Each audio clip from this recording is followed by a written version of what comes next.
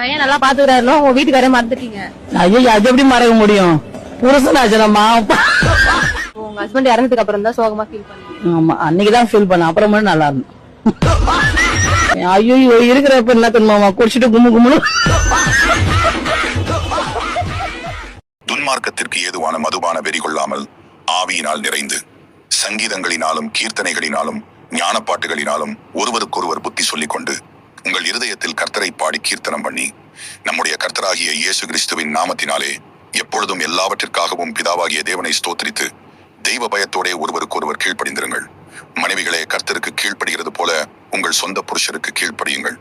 அப்படியே புருஷர்களும் தங்கள் மனைவிகளை தங்கள் சொந்த சரீரங்களாக பாவித்து அவர்களில் அன்பு கூற வேண்டும். தன் மனைவியில் அன்பு கூறுகிறவன் தன்னில் தான் அன்பு கூறுகிறான்.